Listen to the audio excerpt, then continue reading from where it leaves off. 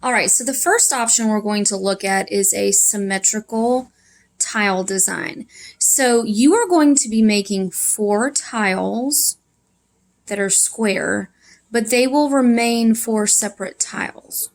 You're not going to stick them together. So your finished product will be a tile sitting next to another tile. But you should draw them like this so that when you sketch, your idea comes together in a symmetrical fashion if you want to use symmetrical. So I would keep your designs very shape-based. You know, you don't need to come up with something that's complicated, okay?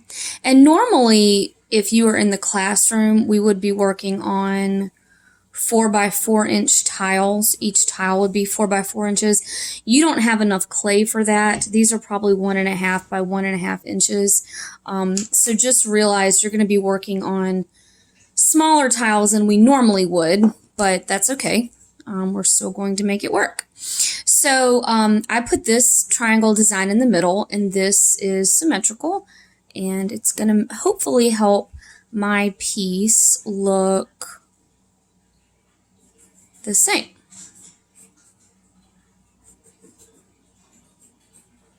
Now I'm just sketching some ideas with shapes. This is literally what's popping into my head in the moment. And so you may take a little longer on this process, and that's okay. All right. I've been drawing a long time. I have a lot of imagery stored in my mind for me to pull from to create designs. So if you need to Google some things or you need to look at some other examples, that's okay. Take your time. I have lots of tile examples at school, but when we closed suddenly on Wednesday, I didn't get to grab those, so that's all right. So these are symmetrical, and I think I'm going to make these symmetrical. So I'm going to play around with my symmetry a little bit. So since you're working on smaller tiles, you can make things kind of detailed. I wouldn't go super small. Don't put designs too close to your corners. And I'll explain more about that when we actually start working with clay. And there's a reason for that. So you might want to keep things kind of not right on the edge of your design. And I'm going to come down here and do something similar.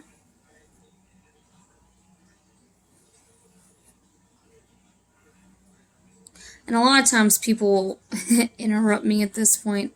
How do you draw circles that are kind of perfect like that?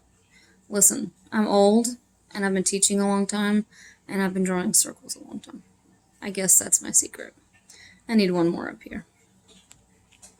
All right, so it's kind of, you know, I'm working with symmetry here. This would definitely be considered more of a symmetrical situation than the next idea I'm going to show you. But I just wanted to change it up a little bit. And on this side,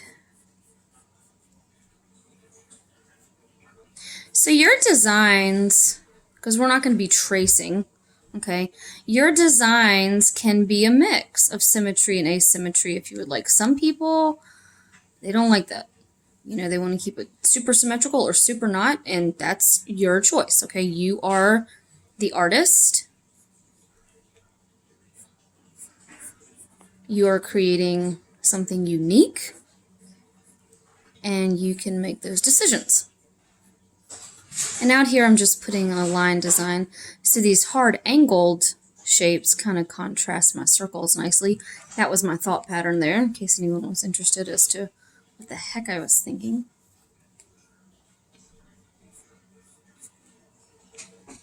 All right, I might like that. I don't know, I might go back and change it, but for the purposes of this video, I'm going to go with it, okay? Now, let's look at asymmetrical.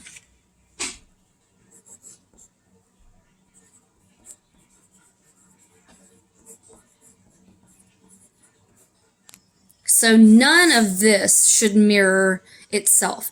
When you go to sketch your boxes, if you have something square at home that you can trace, it's okay.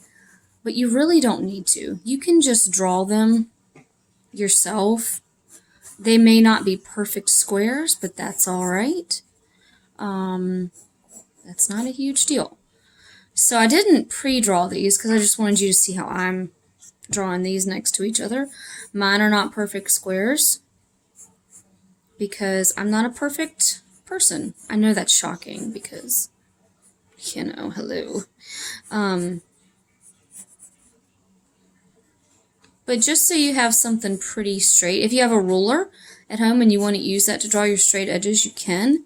If you have anything with the straight edge, a book or a piece of cardboard, you can always use that to make straight lines, or you can sketch them, like me. So if I was going to come up with an asymmetrical design, I have really been thinking about the beach recently because y'all will come to know I love the beach. So I'm just going to do a wave, I think. Now you'll notice here I'm sort of drawing over top of these gaps. That's just to make sure I know it's going to line up. Those gaps won't be there, but that just is making it's going to make my design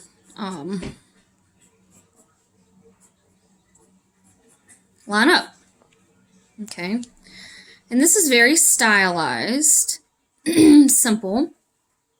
Okay, because we're going to be working with a lot of things here. If you've never worked with clay before, just getting your clay out, touching it, wedging it is going to be a really new experience for you. Drawing into it, carving into it, which is what we're going to be doing, is going to be new for you. So, you know, it's okay to keep your design fairly simple. Now see, that's too close to the edge. I don't like that. So I'm going to erase and move that up a little bit. And I'm just doing these shapes for like my water instead of just